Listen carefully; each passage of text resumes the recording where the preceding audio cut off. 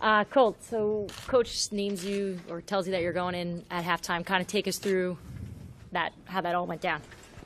Well, he just walked over to me and said, we're going to go with you to start the second half. Get ready. And that was it. What was going through your mind? How did you feel about that? Did you feel ready? Did you think that there was a chance that was going to happen during that first half? Yeah. Well, all I know is my responsibility on this team is to always be ready to play. And it goes unnoticed a lot, but I can feel like every week I'm prepared to play even though I don't get any reps. Our coaches do a great job getting Robert and Kirk and I all three ready to play. Hats off to them. I spend a lot of time with Sean and Jay during the week just making sure I understand our game plan and what we're looking for and areas we're wanting to attack and watch Kirk in practice and see where he's going with the ball.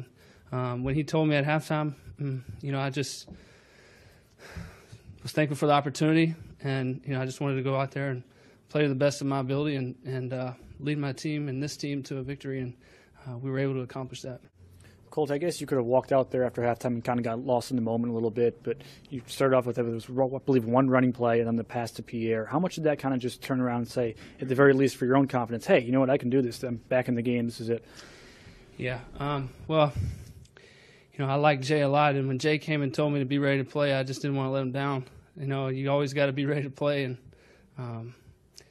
if he goes with you and you go in there and turn the ball over or don't start fast or don't win the game or don't play well, that just doesn't look good. And I'm just curious, Colt, how many passes would you have thrown to Pierre in a team drill, or when was the last time you would have done that? Yeah, I really don't throw to those guys. Yeah. That's reserved for the starter. I'll get a few routes on air with them before the game or before practice sometimes just, to stay in rhythm with those guys. A lot of things that I do is just watch, but you know what? That's universal. That's universal for all backup quarterbacks, and you just have to be ready to go out there and compete and play when your number's called. Kurt, Colt, you don't have Sorry, reps with these guys. everybody calls me Kurt sometimes too. You don't get reps with these guys, but what was the key to having that rhythm and timing with them? Only one inning completion out there.